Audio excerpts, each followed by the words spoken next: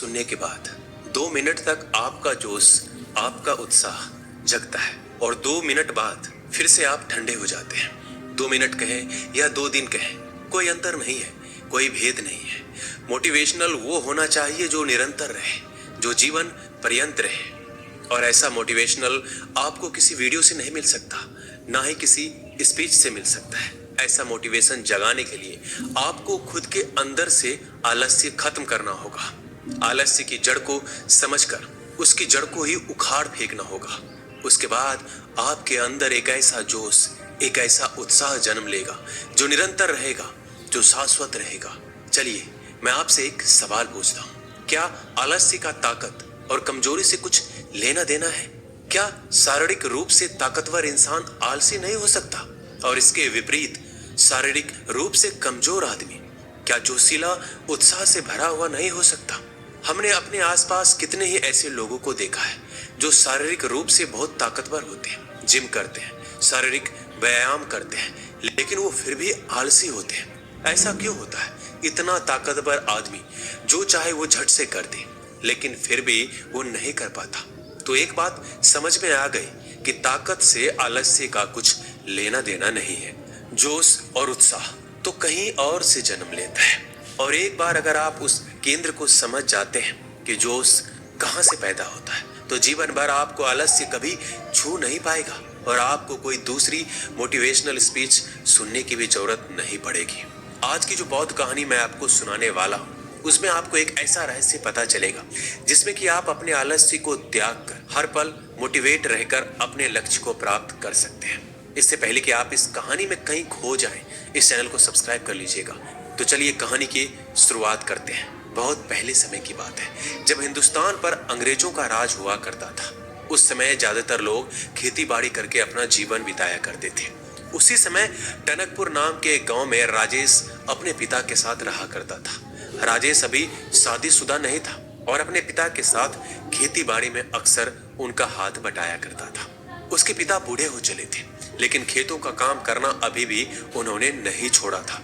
दूसरी तरफ राजेश शारीरिक रूप से काफी मजबूत था, जिसका काम को करने के लिए 4 लोगों की जरूरत होती थी। वहां पर राजेश उस काम को अकेला ही कर देता था। उसमें एक अद्भुत ताकत थी। उसकी माँ घर पे गाय और भैंसे पाला करती थी, जिनका दूध पीकर राजेश बहुत ही ताकतवर हो चुका था। और इसी वजह से गांव में कोई भी राजेश और उसके परिवार के साथ पंगा या झगड़ा नहीं करता था। उस समय हिंदुस्तान पर अंग्रेजों का राज था और जो भी खेती बाड़ी में अनाज पैदा होता था, उसका बहुत सा हिस्सा लगान के रूप में अंग्रेज उनके गांव में आकर ले जाया करते थे। इसलिए गांव वालों को अपने खाने पीने की चीजें उगाने के लिए खेत में बहुत मेहनत करनी पड़ती थी, क्योंकि बहुत सारा अनाज लगान के रूप में देने के बाद उनके पास खाने के लिए बहुत कम अनाज बचता था। इसलिए ज्यादा मेहनत करके वो अपने लिए पूरे साल का अनाज पैदा करने की कोशिश करते थे। हालांकि राजेश का पिता बूढ़ा हो चुका था, लेकिन वो खेती बाड़ी के काम में बड़ा ही अनुभवी आदमी था। कौन सा फसल कब लगाना है, उसमें कितना पानी देना है, कितना मेहनत चाहिए, ये सब राजेश के पिता को भली भांति पता था और वो मेहनत करने के लिए कभी पीछे भी नहीं हटते थे। जाड़े के दिनों में रात भर अपनी फसल में पानी देने का काम वो बड़ी ही आसानी के साथ कर लेते थे। लेकिन अब धीरे धीरे उनकी उम्र बढ़ चली थी और उनकी देखने की क्षमता भी कम हो गई थी। इसलिए रात में फसल में पानी देना बड़ा ही जोखिम भरा होता था, क्योंकि फसल में बहुत से जंगली जानवर रहा करते थे, जिससे राजेश के पिता की जान का खतरा बढ़ जाता था। जैसा कि बहुत बार उस फसल में सांप भी देखा गया था। इसलिए राजेश की माँ बहुत चिंतित रहती थी और वो राजेश को अक्सर कहा करती थी कि बेटा, तुम्हारे पिता अब बूढ़ा हो चले हैं और सारा कामकाज, सारी फसल की जिम्मेदारी तुम्हें अपने सर पर लेनी चाहिए। जरा सोचो कि घर में जवान बेटे के होते हुए बूढ़ा पिता खेतों में काम करता घूमे, ये अच्छी बात नहीं लगती है। अरे तुम में इतनी ताकत है, तुम इतने मजबूत हो, इतने ताकतवर हो, तुम खेतों का काम क्यों नहीं करते?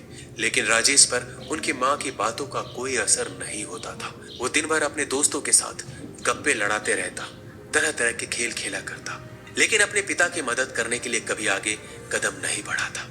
एक दिन जब राजेश के पिता फसल में पानी दे रहे थे, तो आश्चर्यचकित रूप से एक सांप उनके पैर पर काट कर चला गया। उनके आसपास मदद के लिए कोई भी मौजूद नहीं था। वो जल्दी जल्दी काम बढ़ाते हुए अपने घर पहुंचते हैं।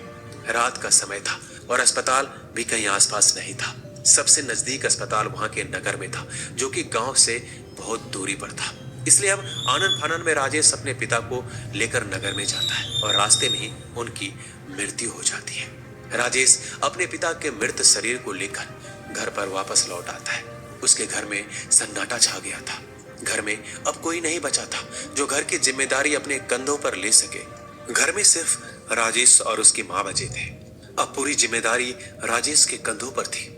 राजेश ने कभी सपने में भी नहीं सोचा था कि उसका जीवन आगे किस तरह चलने वाला है। अब तक तो राजेश बेफिक्र हुआ करता था। अचानक से सारी जिम्मेदारी उसी के कंधों पर आ गई।